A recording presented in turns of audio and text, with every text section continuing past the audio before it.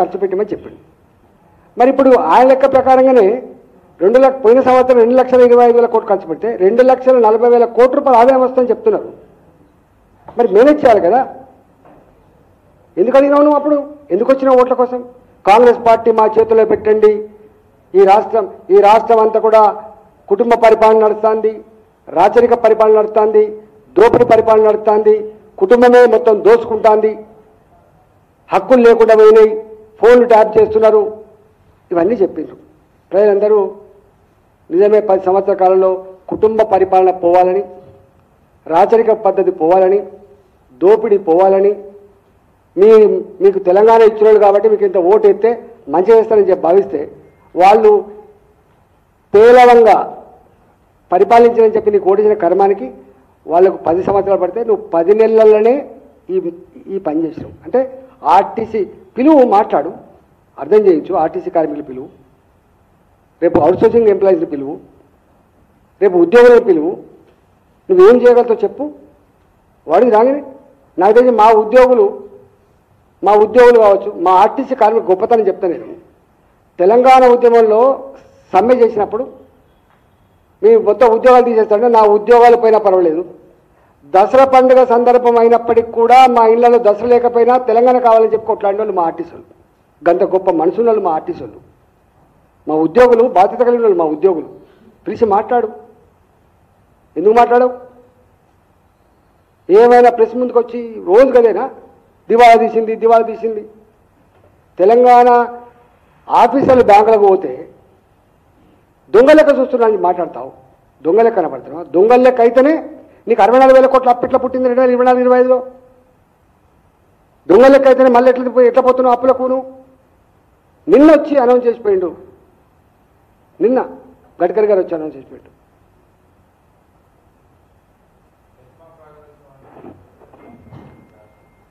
ఈ ఎస్మాలకు తెలంగాణ గుర్తుపెట్టుకోండి, తెలంగాణ ప్రజలు కానీ తెలంగాణ ఉద్యోగులు కానీ బెదిరింపులకు లొంగరు. వాళ్ళు ప్రేమకు లొంగే గుణం ఉంటుంది తప్ప బెదిరింపులకు లొంగే సమాజం కాదు తెలంగాణ. మత్తరిచ్చుడు, మాయ చేసుడు తెలంగాణ రక్తంలో లేదు. బిడ్డకి ఇద్దరు గుర్తుపెట్టుకో. ఏమనుకుంటున్నావు నువ్వు?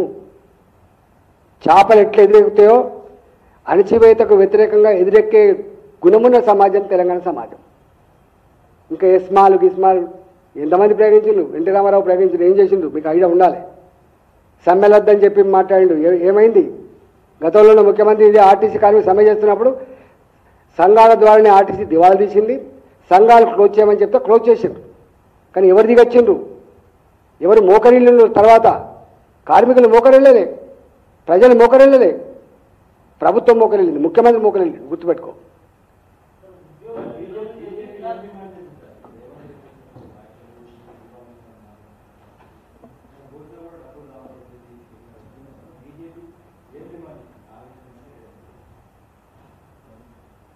మేము చేతకానుడు అయితే రిజైన్ చేసి ప్రజలకు క్షమాపణ చెప్పని డిమాండ్ చేస్తాను. నీకు చేతకాక నువ్వు 2024 ఎన్నికల కంటే ముందు ఏ ప్రగల్భాలు పలికినవో, ఏ హామీలు ఇచ్చినవో, ఏ మాటలు చెప్పినవో ఇవన్నీ నేను చేయలేను అని బేషరతుగా క్షమాపణ చెప్పి ముక్కు నేలకు రాసి తప్పుకో. శాతనుడు వస్తాడు, ఎవరో చేస్తారు. ఇంకేముంటుందండి? లేదంటే నీకు సిగ్గుమాలిన పద్ధతిలో నువ్వు అట్లా కొనసాగుతా అంటే సందర్భం వచ్చినప్పుడు కర్రగాల్చి వాత పెడతారు, భరిస్తారు. ఏం చేస్తారు? ప్రజలు పాపం ఓట్లు వేసిన కర్మానికి.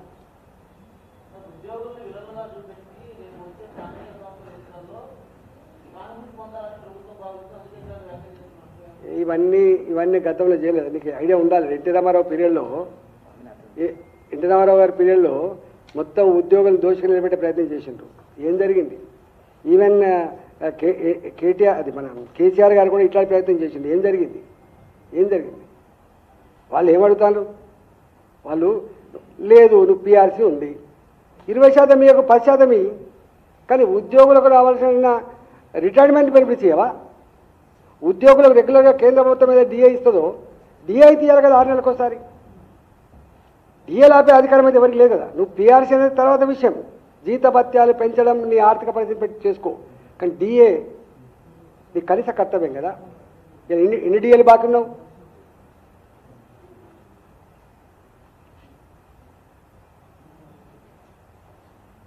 ఓకేనా?